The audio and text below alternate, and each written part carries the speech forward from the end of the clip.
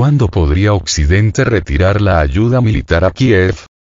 El columnista y bloguero militar Yuri Podoliaka ofreció a Sputnik su opinión sobre los últimos acontecimientos relacionados con el conflicto ucraniano, incluidos la contraofensiva de Kiev, los planes de Estados Unidos de proporcionar a Ucrania aviones de combate F-16 y la supuesta presión de algunos miembros de la OTAN para enviar tropas al país europeo.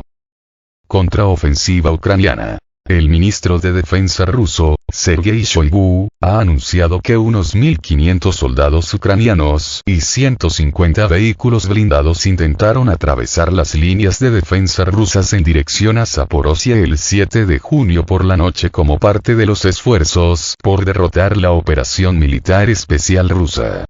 De acuerdo con Shoigu, las Fuerzas Armadas de Ucrania perdieron hasta 350 soldados, así como 30 tanques y 11 vehículos de combate de infantería como resultado de una batalla de 2 horas. Las fuerzas de reconocimiento rusas detectaron al enemigo a tiempo, lanzaron un ataque preventivo con artillería, aviación y armas antitanque, afirmó Shoigu.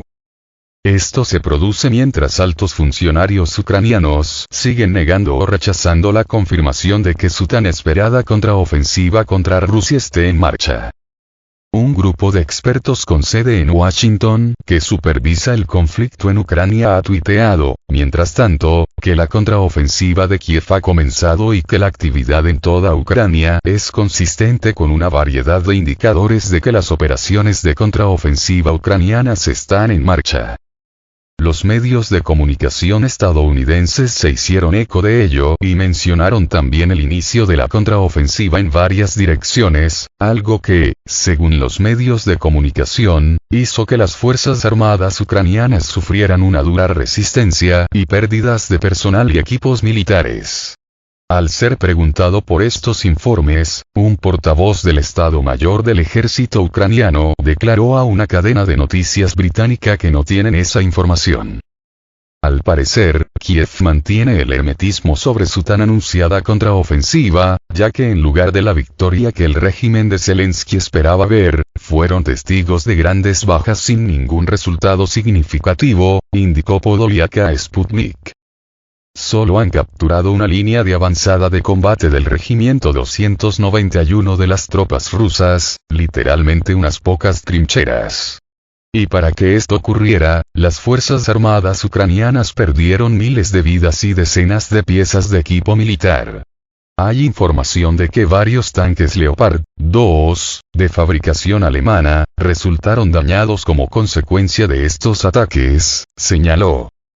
El experto militar subrayó que tanto los periodistas estadounidenses como los militares de las Fuerzas Armadas de Ucrania hablan de la contraofensiva de Kiev, en medio de informaciones según las cuales se prohibió a los medios de comunicación ucranianos informar sobre el asunto.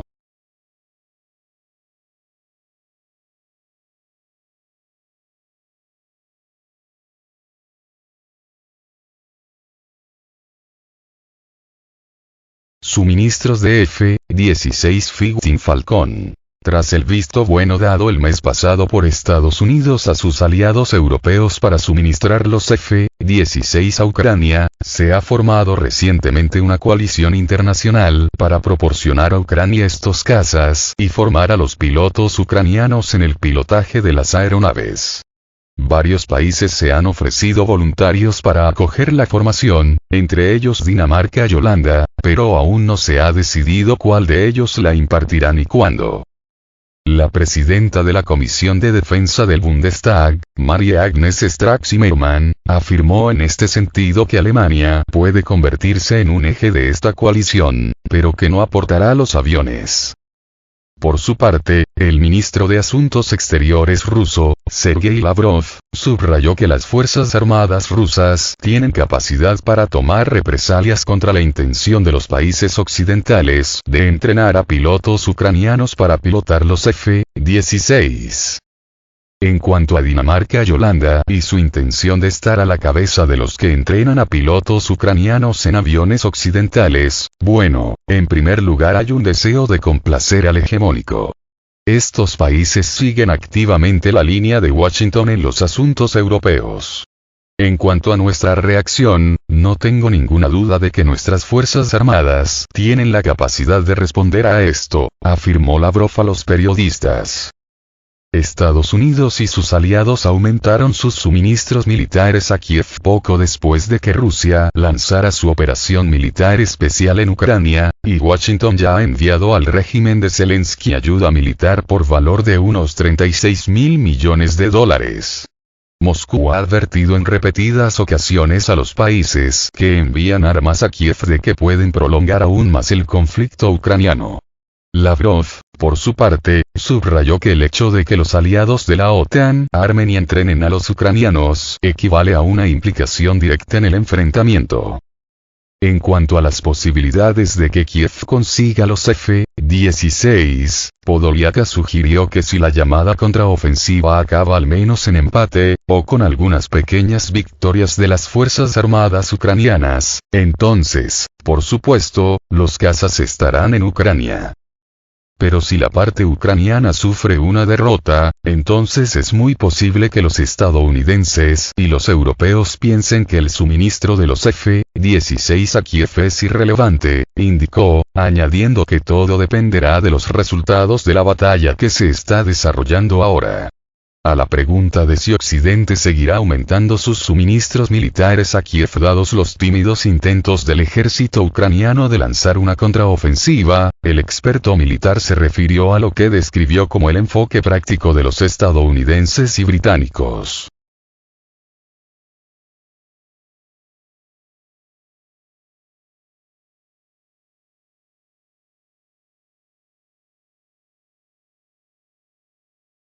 Son gente de negocios. Entienden que si el proyecto no tiene éxito, no merece la pena invertir en él. Y ya están diciendo e insinuando directamente al régimen de Kiev que si no conseguís ningún resultado significativo en la contraofensiva, entonces habrá una disminución de las inversiones, opinó Podolyak. Explicó que tal escenario contempla la posibilidad de un colapso muy rápido del régimen de Zelensky porque ya no puede existir sin la ayuda de Occidente. Militarmente, el Estado ucraniano habría sido destruido hace tiempo de no ser por la ayuda de Occidente. El régimen de Zelensky caerá o quedará significativamente debilitado en cuanto se agote la ayuda occidental, algo que Kiev teme.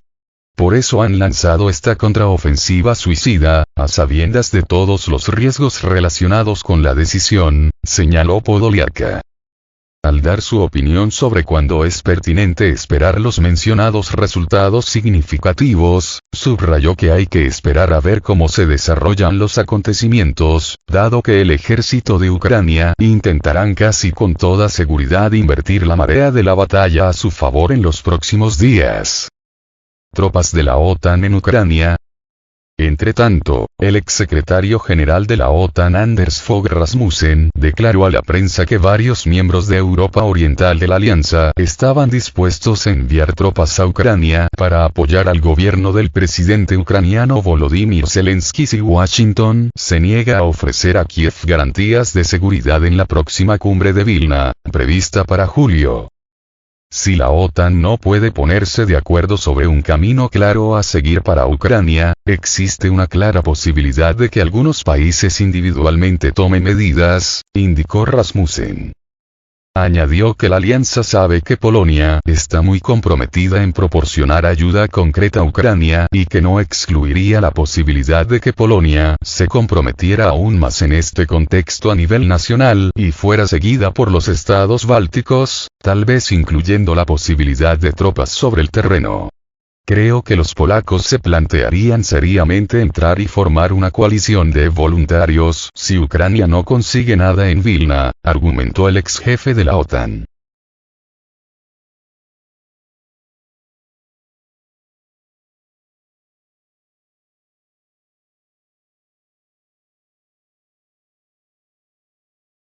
El jefe adjunto del Consejo de Seguridad ruso, Dmitry Medvedev, también comentó el asunto, escribiendo en su página de Telegram que si bien Fogh Rasmussen antes no era una persona muy inteligente, ahora ha caído completamente en la demencia doctrinaria. también advirtió de que un posible escenario de despliegue de fuerzas de la OTAN en Ucrania podría tener un impacto negativo en Estados Unidos. ¿Qué piensa el tío Sam al respecto? Al fin y al cabo, ellos también se verán afectados. Esto es lo que pasa cuando uno se convierte en asesor independiente de todo tipo de escorias codiciosas como el expresidente ucraniano Petro Poroshenko y otros nazis corruptos en un momento inapropiado, añadió Medvedev. Respecto al tema, la primera ministra de Estonia, Kaja Kallas, desestimó las alegaciones de Rasmussen y precisó que el país báltico, al igual que la mayoría de los demás estados occidentales, no está dispuesta a enviar a sus soldados para resolver el conflicto.